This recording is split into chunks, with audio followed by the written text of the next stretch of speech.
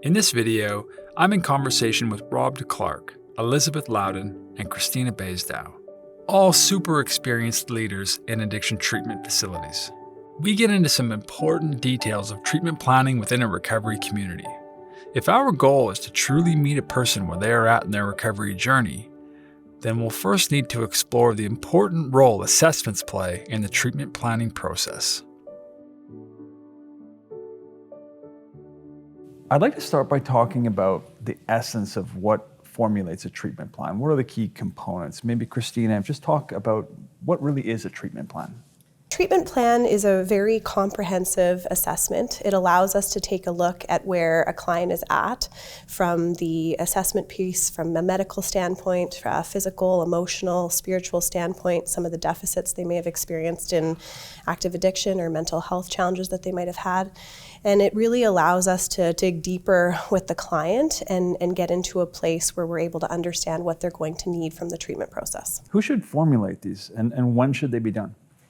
The treatment plan is ongoing. It's I think a concept that not many people understand. They think assessments or treatment planning happens at the beginning and then it sort of falls off, but really a good treatment plan is done the entire course of treatment and it captures the client throughout their entire journey. And as for who should do it, it should be a multifaceted team, right? You have a team of nursing, doctors, clinicians, support counselors. You have a host of individuals that are part of that team, and really all staff are going to be involved in some capacity in the assessment process, and then the actual writing of the plan is typically done by case managers or clinicians that are working with that client. Right. Elizabeth, in your experience, what types of assessments would you start with early on? Yeah, so initially we're going to do the biopsychosocial history. So, and that goes along the lines of what Christina was talking about, really assessing kind of where somebody's at physically, healthily, spiritually, in every capacity. And so we're getting to know them in that dimensions. But then we're doing the ACEs, we're doing the ARC to be able to kind of assess their recovery capital. We're looking at their depression scales, their PHQ-9 scales. So it's a different kind of levels for each person that kind of comes in, what they need. But definitely starting with a biopsychosocial assessment. Right. Rob, Elizabeth mentioned the ARC, the Assessment of Recovery Capital. In your experience, when do you start trying to understand an individual's level of recovery capital and the assets and deficits that they possess? Yeah, I think that conversation, starts, kind of once somebody's stable, right? They could certainly be detoxing, which would sort of, we would let them get stabilized and sort of through the physical withdrawal stage if that's happening at, on site. And then I think in that early conversations with, the counselor is likely the one that's going to be doing this and understands the language. It's a great opportunity to build rapport with the client as well, right? And get to know them, start to, kind of use a strength-based in terms of here's what you have, for recovery capital. This is what you have going for you, right? And then you're making notes of the deficits and sort of areas that you can, sort of clearly see. But I think sort of using that as a, kind of good solid introduction into treatment, getting to know the client, sort of building them up a little bit and saying like, this is hopeful, you can, there's something here for us to work with, and really, sort of trying to lay the foundation of this is what we're going to work on while you're there as the next stage, perhaps in the second visit. And like Christina said, it's not a one-time shot. I think assessment early on in treatment is often seen that way, right? That we're going to do an assessment on day 3 to 5 and then we're done, right? You should be constantly reassessing, anxiety levels, depression levels, as someone is building recovery capital, kind of adding it to them and, sort of pointing it back out that this is, now you're handling stressful situations better that you weren't handling early on in treatment, and always going back to that original assessment and then sort of referencing it with the client. Let's talk about actually the process of conducting an assessment, be it a biopsychosocial history or an instrument like the ARC or the PHQ-9. Is this something that we do in a very formulaic approach, or is this actually a therapeutic tool that we can use to build rapport or to better understand the person that is sitting in front of us? Christina? Yeah, I think the biopsychosocial model in particular, or the assessment that we would use, is a key way that we build rapport with our clients. It is an incredibly comprehensive assessment. It is sometimes for many the first time they've felt truly heard and seen and validated in an assessment of how their lives have been so far. And it really takes into account how they've really interacted with the world, and really looking at, some of their trauma histories, their challenges with mental health, their experience with intergenerational traumas potentially, or even just what childhood was like. And really the whole concept is, with the person doing the assessment, how can I really connect with this person and get some buy-in, get some connection, and then move into the next stage, which is really helping this individual also recognize that maybe they have a narrative where their whole history is something that they feel has been maybe looped to weakness or pain or suffering, but there's also a strengths-based component of a good biopsychosocial assessment where whoever's doing it can say, listen, look at how far you've come. You've survived all of these things and these challenges, and now these are the strengths that you possess that are going to help you in your recovery journey and is going to help you engage in treatment. And so it sets this beautiful foundation for the client and the clinician to build what treatment's going to look like and planning is going to look like together. Right, so it's not only a functional ability to collect data, but it's an opportunity to get to know the individual, maybe even help that individual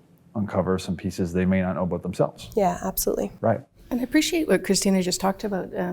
This might be the first time that somebody feels heard or seen.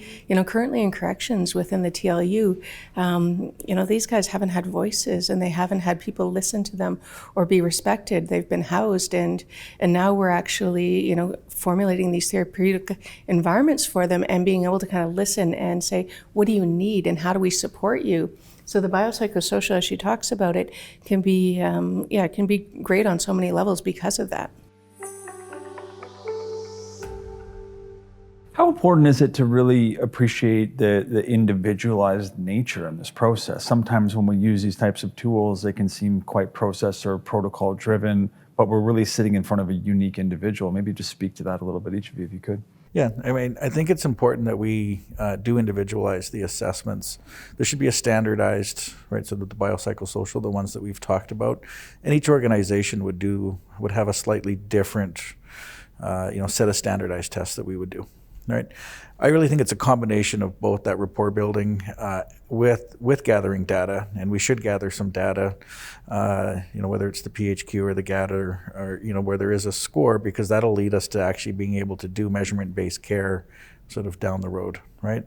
And so each program will probably, have their own set of standardized tests, and then that may lead us down a road where we're going to sort of individualize that and add some tests for certain people and not others. Maybe we're looking at ADHD. Maybe we're going to screen for, personality issues, personality disorders or something like that. It should sort of, follow the rope a little bit, and we should, sort of end up with an individualized assessment summary for somebody with a standard there for everybody, right? Yeah, and I think to add to what Rob's saying, I would also say sort of a good biopsychosocial assessment, even if it's standardized for every client and it feels as though it's more clinical in nature, it is really the foundation of what leads to individualized treatment planning. Because without it, we don't have the context to help someone uncover the challenges that they're going to need to build successful recovery planning and move into a helpful discharge planning after treatment. And so when I see that as an opportunity, similar to Rob, to really capture what someone's symptoms are, capture what their challenges have been, and then we're putting together after that the really key detailed components of what treatment should look like for them, and building on that biopsychosocial as the basis for what the treatment planning should be with their case manager or clinician. Right. So finding that fine line between the standardized assessments that you have to kind of tick off the boxes when it comes to the, the GID or the ACEs, and finding the conversation piece with the biopsychosocial of hearing somebody, listening to them, helping them kind of feel seen, and then developing that plan as a result. Christina, I'll give you a scenario, and then I'd like each of you to chime in if you could. Let's say two individuals, we're sitting in Edgewood today. Let's say two individual females, 30-year-old women, came into treatment today. They have the clinically, diagnostically exacting profiles: alcohol use disorder, concurrent depression. But one of the individuals is coming from a marginalized environment, single mother struggling to maintain employment, struggling to keep food on the table. The other is coming from middle class, educated, opportunity, has a brother in recovery. When you have clinically exacting profiles like that, but very different social contexts, how might that alter treatment planning process? Yeah, so in the situation that you're mentioning, it absolutely would be part of capturing all of those variables upon the initial treatment planning sessions that you would have. Of course, the biopsychosocial or whatever host of assessments we would be using in each facility would capture all of those nuances that may not be presenting up front on the medical records, for example. And the shift into moving into the ROSC type of care is really to actually say, okay, we're looking at what someone's coming in with, we're assessing those factors, and this individual is coming in with less recovery capital or access to recovery capital than this individual. And it can impact treatment in a variety of ways, simply also because we wouldn't know the exact presentation of the other individual's traumas or history or et cetera. That said, what it does do is it sets up our clinical teams or our case managers to really dig into the length of the treatment process, what we'd have to connect individuals to upon a discharge plan, for example, what we'd have to do even with engaging family in treatment, right? Like there's so many nuances to how to help individuals that may have the same presenting a substance use disorder or concurrent mental health challenges, but they come in with these variables that impact their ability to even engage in treatment. And it really impacts how are they going to connect with not only their case managers, clinicians, peers, but how are they going to be bought into the process, and what elements do we have to bring in with our treatment team to make them more engaged. And they will vary, to your point, based on different margins and different areas they're coming from. Right. Yeah, I think that when I look over my own history of working within numerous inpatient centers and now working within a correctional center, it allows me to kind of look at each individual in such a unique way and be able to kind of say, what is it that, what's their history, what were they raised with, who were they raised by, what does it currently look like, what does their current recovery capital look like, and what access do they have to development of more recovery capital? Because I think that, I even just, remembering working in this building and some of the clients or patients that we had working here, comparatively to what we're working with in the TLUs now, it allows me to kind of really get curious and say, like, how is this person different? What do they need? How can we support them?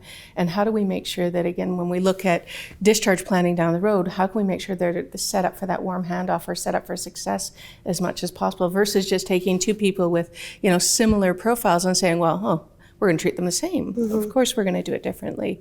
But that curiosity about culture, that curiosity about spirituality, about trauma and how it impacts them. I love, what Christina talks about, even just about, how they're going to present now, how they're capable of presenting now based on their trauma symptoms. And so, yeah, it's a really diverse and rich kind of be able to say, like, how do I look at this person? Right. Historically, the single mother often kind of didn't access treatment or couldn't access treatment, right? And that would be, kind of one of the ways that we would see this scenario play out. So if those two kind of profiles would often end up in the same groups and the same education, going through like a lot of the similar treatment, and it's really up to the case manager or the I'd say the therapist to kind of understand the differences and build a treatment plan, and that's where you're going to individualize things. So absolutely, recovery capital is going to have different strengths and and liabilities there. In discharge planning, we have to address those. I also think one of the ways that treatment centers get caught up in their rules, right, around when someone can use the phone or when somebody could have access to, right? So I would individualize treatment for that person by saying, like, when do you need to kind of call your daughter or your son. Maybe it doesn't fit with what we're currently doing. Maybe bedtime is 6:30 because they're young, or maybe it's 8:30, or maybe they're in school late, or whatever. Be flexible. For a long time, there was zero flexibility in treatment centers. So that's where I think we need to sit down and say, what do you need, for your life? Maybe we'll give you 20 minutes and you can make a phone call to your kid every night. Elizabeth, how might this differ if one of these individuals were from a First Nation community? Yeah, again, it's about that connection, but also assessing and appropriately looking at what did their life look like on the nation that they were from, and what would they like their relationship with the nation to look like moving forward. And so we're looking at each individual and saying, what was their upbringing like? Were they raised by their mother or father, or was it by their grandparents or their other family? Were they involved? Were other members of the community involved? Did they have stable housing? What was the upbringing like? And then what is their situation currently like? Are they allowed back on their nation? What would they like their relationship like to be with their culture? And how do we help them reconnect with that? And so being really curious about what does it look like? What's their past look like? How does their past kind of impact who they are today? And then how do we help support them with what they're looking for moving forward? Again, back to that kind of concept of we can't tell them what to do, but we want to be able to say, like, what would they like spirituality or culture to look like for them? How is that going to help support their recovery and that building of recovery capital? When we talk about treatment planning, I want to dive on what we assess for a little bit more. We talk about sort of laying the foundation through assessments and an ongoing process, but more specifically, like, what are the things that we assess for, and how does that differ from individual to individual? How do we start that assessment process? And who does it all involve? Is it just that individual, or is there a familial or a workplace context or a collegial context that we would consider? I think when we look at how we do the assessment or what we assess, we've obviously talked a lot about that initial assessment period, and we've hinted on some things such as measurement-based care and some components around really some of the psychological assessments that we do, which, although they're standardized, they really set the tone for a lot of what we want to see when it comes to understanding someone's symptoms more objectively than sometimes a biopsychosocial or qualitative assessment can do for us. And so we really use, I'm thinking about what we're doing sort of at the Red Deer Recovery Center, using a really large host of psychological measures, different psychometrics that we're doing at the beginning of treatment, and then we're doing, depending on the psychometric, of course, every 30 or 60 days. And we're continuing to assess these individuals for symptomology, because to the point, like, they're coming in with varying factors. All clients are coming in with a different history that's very unique to them. And at the same time, we may have somebody that has access to huge amounts of recovery capital, but they're also flying off the charts when it comes to some of their psych testing. And how do we ensure that they're getting what they need? And do we have at the facility what they need? Do we need to outsource with community care? Do we need to outsource with different psychiatrists or different types of clinicians? And so I think psychometrics is that they really allow us to look at symptoms objectively. And then what they also allow us to do is implement measurement-based care within the actual treatment process. And measurement-based care allows us to actually say, the treatment that we're doing today with this individual is actively reducing the symptoms that are there presenting, and we're able to measure that objectively. And that's not only a gift for the treatment process, because we can actually prove that what we're doing works. Right. It's also really a gift for the client who comes in and thinks, I haven't gotten well before. I've been doing this for decades and it never worked. And now you can objectively say, actually, you've reduced your depression score from severe to moderate over the last 3 months. And that's hugely clinically significant. And what parts do you recognize? So it really allows you to integrate treatment differently. So I would speak to it maybe from that angle. Right. You raise a good point, and I'd like to ask each of you this question, this intersection between mental health and addiction, and not only in your experiences, what does that prevalence look like, but at what point do we start to understand what is taking place for that individual? Scenarios where individuals maybe have had no access to mental health professionals, or some where we've all seen the cases where an individual comes in on multiple psychotropics from multiple providers, and we're trying to sift through what's actually going on. You could just speak to the intersection between mental health and addiction at that assessment and planning level. Yeah, I think that, when you talk about that intersection, for me, it's about not pathologizing and giving another label, but being able to recognize the symptoms that go into each one of them, and then being able to treat what's in front of you. And so you're treating, whether it be some of the depression that's coming out of their GAD, or you're treating some of the mental obsession that might come out of their, part of their addictive behaviors, but we're treating what's in front of us. And so I think that often, again, when I'm looking at corrections, these guys haven't had tons of resources. They haven't had lots of access to quality mental health care. And so we're treating, sometimes for the first time, depression, anxiety, and being able to, without giving them more psychotropics, just being able to say, like, let's teach you a skill to deal with this. And so I think that each individual is, again, it's just so unique. You look at the two people, as you talked about, one person coming from possibly a middle background, and somebody that's being raised by a single mother or is a single mother. And being able to say, like, what do each of those people need? Is there anxiety? Is there depression? Is there trauma? And how does that impact their substance use disorder? And then being able to say, like, okay, so what do we treat as a result of that? Do we treat the fact that they then have looked at toxic relationships or been engaged in unhealthy, or have been involved in sex trade work or whatever it may be? There's so many stories out there, but what do I treat? What's in front of me right now? One of your earlier questions was who does the assessment, and I think having individuals on your team that are sort of multifaceted or from different disciplines. We used to call it sort of disciplinary care. I've kind of changed it a bit to interdisciplinary care. So it's not just about having a bunch of different disciplines in one building, but we actually are an interdisciplinary team and that we meet. So I think part of the what has changed in addiction treatment is that we have added mental health professionals to our team. And I think you get, who does the assessment should be more than just one person, addiction physician, a nursing assessment, right? You'll have a psychologist if you have access to, depends where these centers are, and staffing is an issue, but, if you have psychiatrists, and then you get this sort of, kind of fulsome assessment that's done, where now you do understand the intersection between mental health and addiction. If you're only going to see an addiction physician, you're probably only going to get half of that assessment, right? So if that assessment is done and by 4 or 5 different people are adding to it, then you get together and you're able to sort of kind of all plan the case, right? Not a treatment plan or the case management.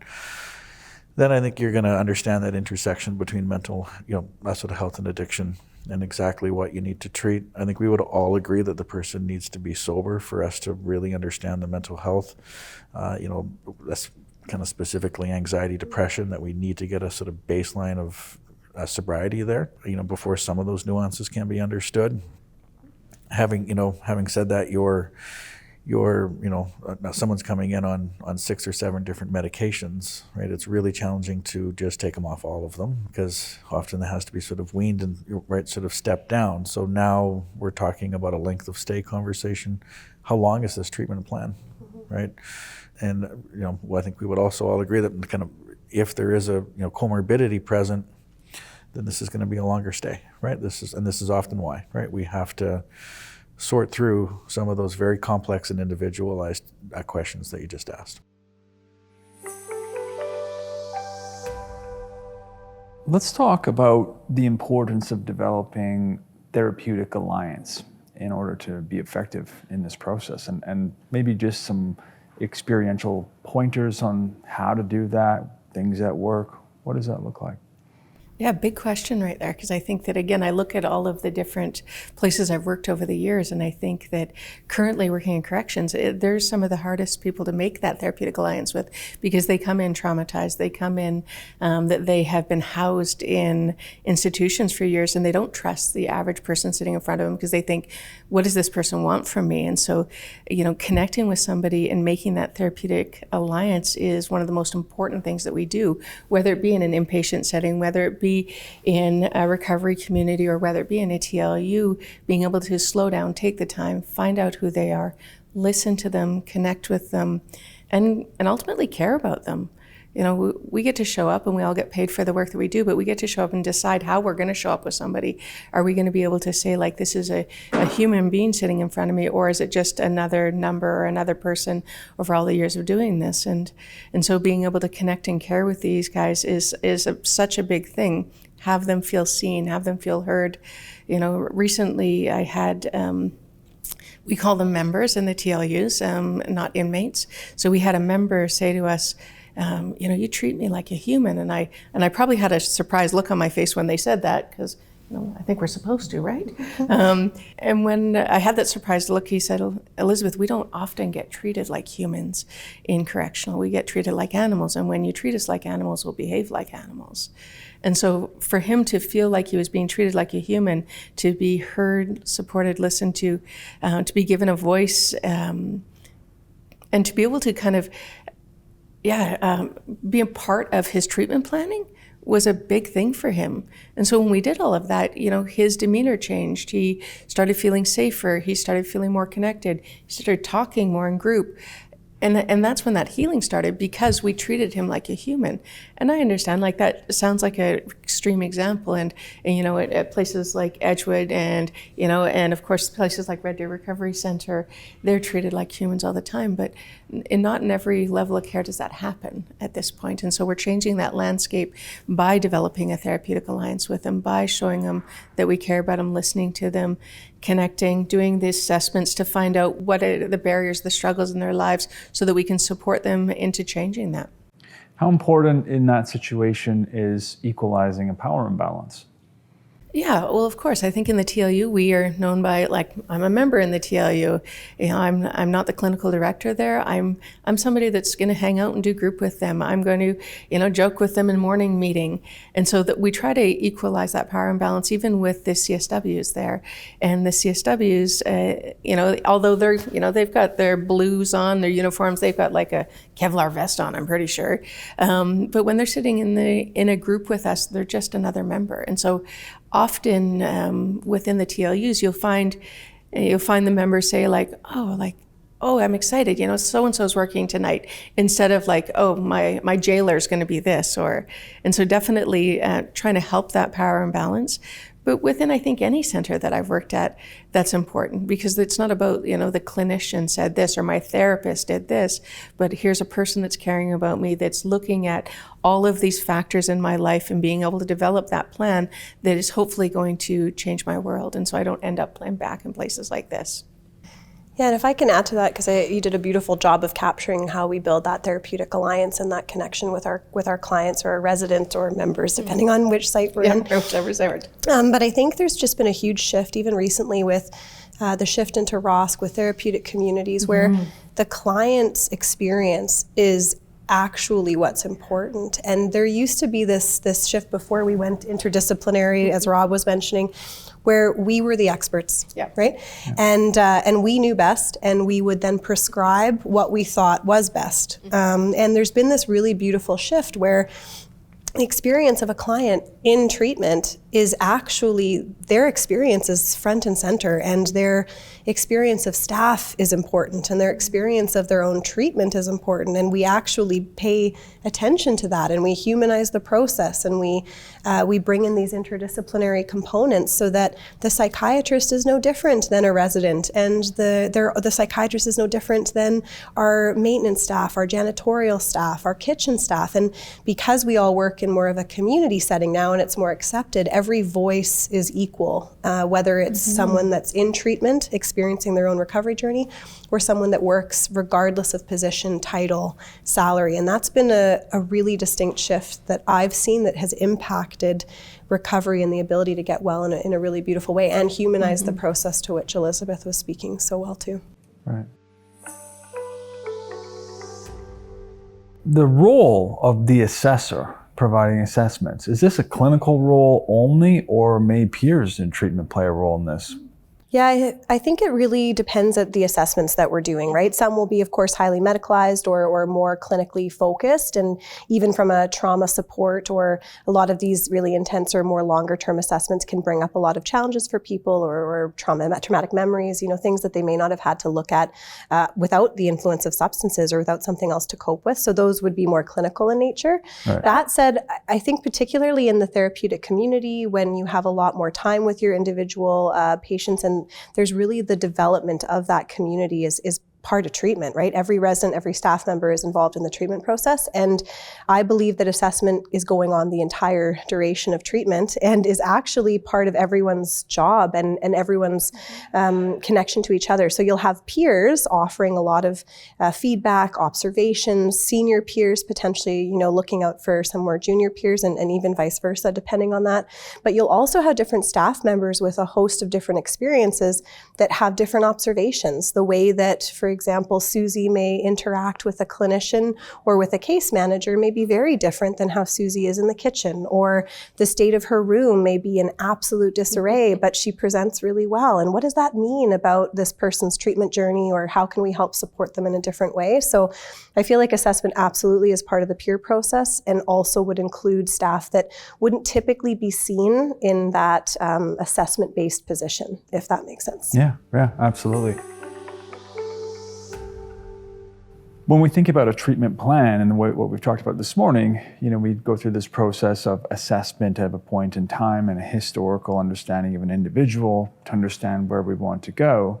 How do we understand, though, where it is that we want to go? How important is it to have the individual at the center of that conversation?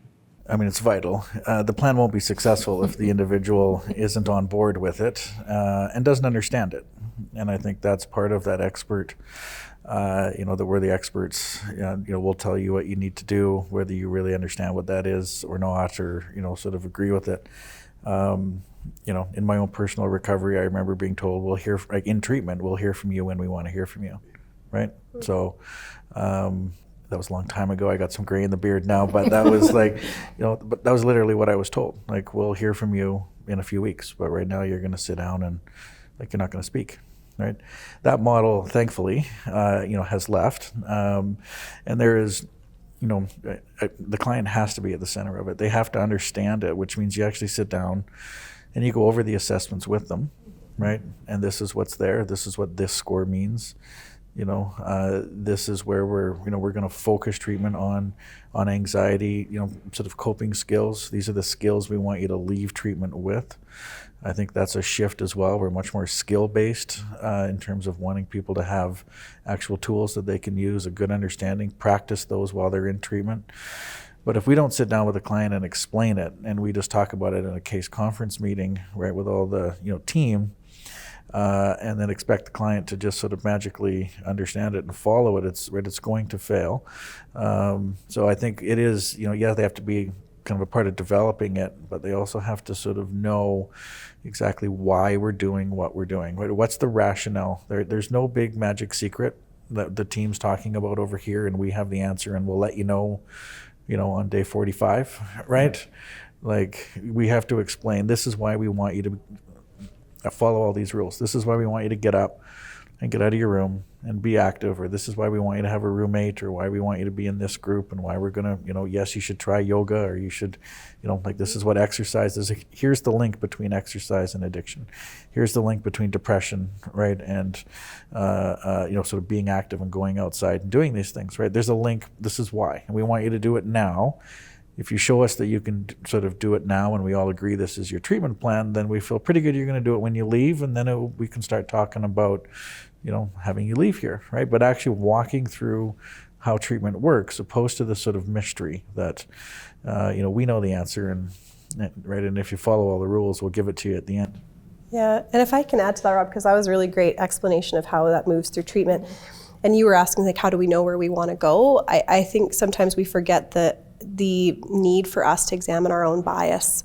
And I really feel like, to what you're saying, it's important, because we can have our own bias as to where we want our client to go. Mm-hmm. We can have our own perceptions of what we think would be best for them, because we've maybe spent years in school, or we've studied this for a long time, or we have lived experience that's worked for us, and all of these pieces. And sometimes we can project that onto our clients, and we can project that onto their experience, when what they want and where they want to go and what treatment looks like and success looks like could be very different from my initial vision or hope or want for this individual, but it doesn't make it any less important or powerful for them, and that their change, again, is always front and center, so that we don't get looped into pushing our own agenda onto our clients because we learn to care so much about them and we care so deeply. It can be a really like a tightrope in how we walk that through together and give advice and helpful commentary, but not judge the process or have expected outcomes for what that's going to look like. If we don't include them,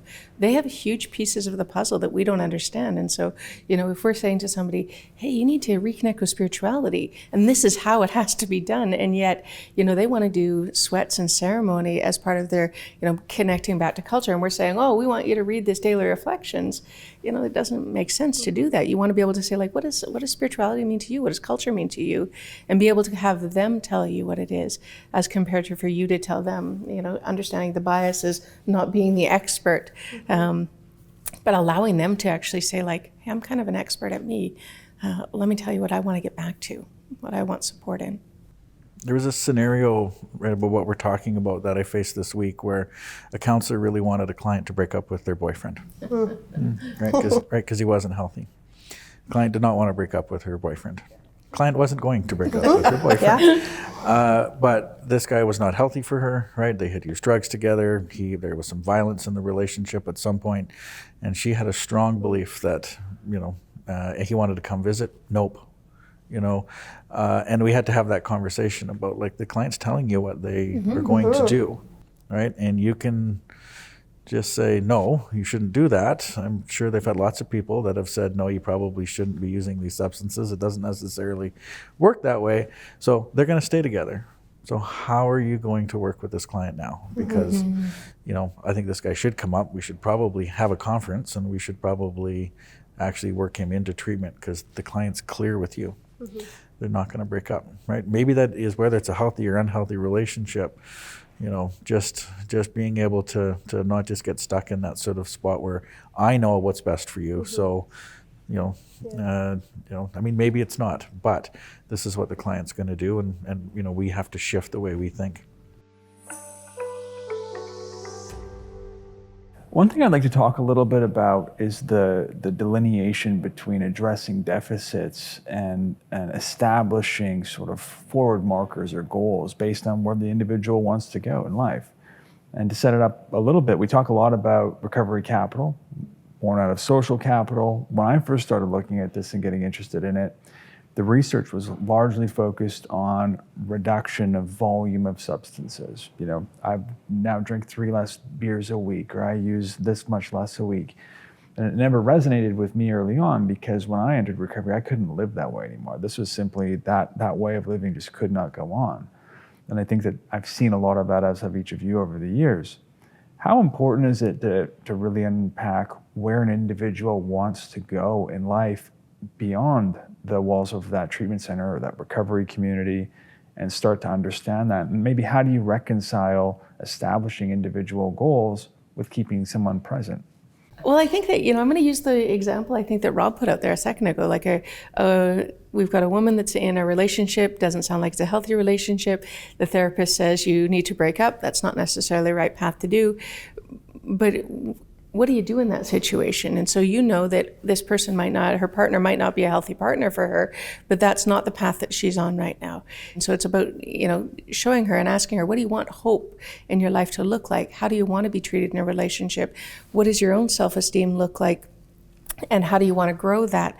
We look at things like, what does she want when it comes to what does she want when it comes to like her world and her sobriety and her recovery, and how does that fit into the partnership that she's in? And then how does she have skills that if they are in an argument, how does it not become this huge rupture, or that she allows things like violence in the relationship? So when you say, like, how do we allow them to be part of their treatment plan, but also how do we build the recovery capital? It's so unique with each individual, and being able to say, like, what do we need to do for each individual in each situation that the individual is, versus us being the expert. I don't think I answered your question, if I'm honest, though, because I was still stuck on the person back here and how we're going to treat her. Yeah.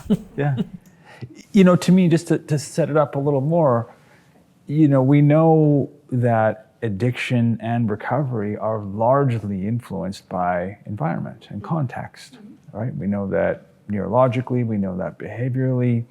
And I think about the influence of environment that we establish for ourselves and what that means for the social determinants of health, but also health aside, just where we want to go as individual human beings in life, as we talked about treating people like human beings.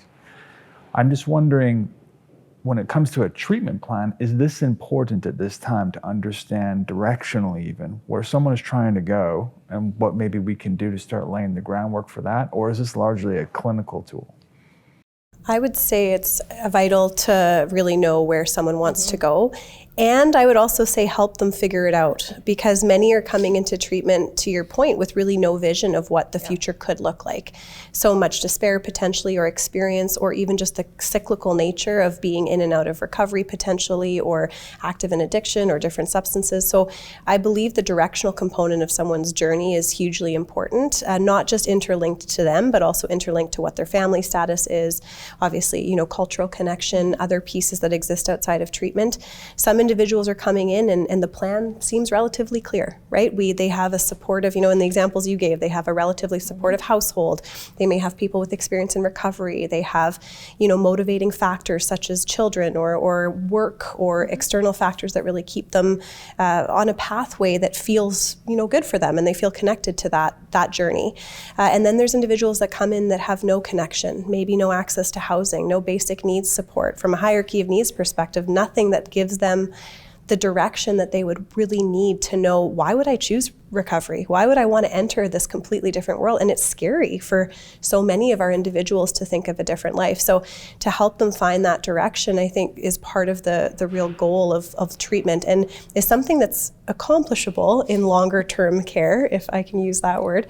And really the idea being that we can help someone find a passion, or find a resource, or connect them to community resources, or have them partner with the kitchen. And I think about Red Deer Recovery Community, and I think about all of the on-site work programs and connections and that allow individuals to, wow, I really love landscaping. This is actually super therapeutic for me, and this is an option of something I could do with my life. Or, man, I really feel fulfilled when I help prepare meals for the other residents, and this is something that, the kitchen's mentoring me in, and I'm able to kind of start learning a trade, or I need my GED, we're helping connecting them with those resources. Like, the pathway becomes clear as the fog lifts for many, and also as with good treatment planning, if we're doing good treatment planning and continuous assessment, we're setting individuals up to actually start determining not just what happens in treatment, but post-treatment.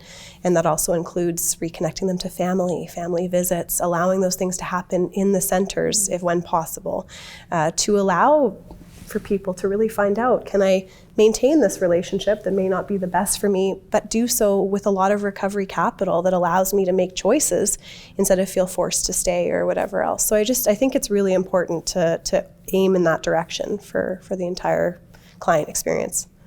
I choose to work in abstinence-based treatment, right? So that's one of the first questions, even before somebody arrives, right? Is that what your goal is? Is your goal to become abstinent for, and I don't even require that, I would say forever, but I'd say, are you willing to come here and talk about, we're going to stay sober for a year or two, we're going to do, and then maybe you could reevaluate, because that's often what it takes to get somebody in the door who can't possibly fathom never using drugs again. But are you willing to give recovery a shot, right? But not everybody wants that, right? And so making sure they're in the right place, and they, actually want abstinence-based recovery, which is right where, again, where I choose to work. We have to have that sort of mutual goal. There are times when, absolutely clients are going to make decisions. I'm going to go back and, I'm going to return to live on the street. I'm going to go live with this, in this house where everybody's using, and they're going back into high-risk environments. But they're, I think absolutely we should give recommendations about, I think it's fine to recommend that young woman would not be in that relationship. But if she, absolutely digs her heels in, then we need to adjust. And it's a very, it's a big question. It's a very sort of, the answer needs to be quite flexible. And we're over here trying to think about what we would do with that young client, and that's the beauty of this work, right? It's not the same every day. Everybody's different. And so that's where I think we get excited about treatment planning, is that we have to figure out what would be the right, for this person. But absolutely, we give direction to people, and we recommend things that we believe are safer for them all the time. Yeah, and I think that's an important point that you've all made that I just wanted to really echo, is the art and the science of what this process really is, right? We have a lot of clinicalized, scientized instruments and tools that we use, but we're also sitting, like you mentioned, in front of a human being, and a human being has a direction in life. And sometimes we're stuck in problems that we understand, and those are more comfortable than futures that we don't understand, right? And so that's part of our job. Elizabeth, what advice would you give to an emerging professional, a therapeutic team, a counselor, an organization as it relates to treatment planning? Well, I think it's just about that idea of being flexible, always reassessing, looking at each individual as an individual and not taking any kind of cookie cutter approach. I think that I'm grateful, when Rob kind of talks about the old days, I think both him, all of us, I was going to say both him and I, but I'm going to lump Christina in here. We've been in the field for a really long time, and it's great to see where the field is going and has gone over the decades. But it's about that idea of like being proper assessment, lots of reassessments, showing hope coming from a strength-based perspective, and being able to kind of really show your humanness and connect with the individual. Christina? Yeah, beautiful answer. I would just add on for me, do your own work as an emerging professional, right? Examine your biases, right? A lot of us, myself included, have gotten into this work because of family experience, lived experience that makes us both hugely passionate about the work, but also has implicit biases associated with it. And for me, that's a big thing. We are accepting clients at their most vulnerable at periods where they haven't trusted anybody else to help them with their trauma, to help them through really some absolutely awful events that they've had happen to them. And also these long-term recovery communities have us building longer term relationships, more intimacy, more time together, more time with our clients. And to me, it just really highlights the importance of ensuring that I, as a professional, am healthy. That's the advice I would want to pass on to anybody joining the field. Have you done some of your own growth work? Are you aware of the biases that we all have? So they're different for each of us, and how they may impact your work. And are you willing to keep growing and keep being curious and keep being human, to Elizabeth's point? Yeah, those are excellent points. It's sort of hard to add on to that. I would say that just that curiosity piece, get creative, right? It's the fun part. I mean, don't develop a ticky box form for yourself where you sort of tick off 7 things and, which one applies to this client, and then you're done your treatment plan. We have literally had those in the past in organizations, right? Where that's how we did it. Just get creative, leave that, that door open to think about what's best for this individual and how might we reach those goals. And it's been said, but I'll reiterate it. I mean, the client has to buy in, right? They have to buy into this process, and a lot of what we do is motivation, right? That is a big part of the process. Is we are trying to walk alongside the client and motivate them for recovery, right? Letting them know it's possible, sort of pointing in certain directions, kind of coaching, making recommendations, but we want to make sure that we instill that recovery is possible, and then get them to buy into that process.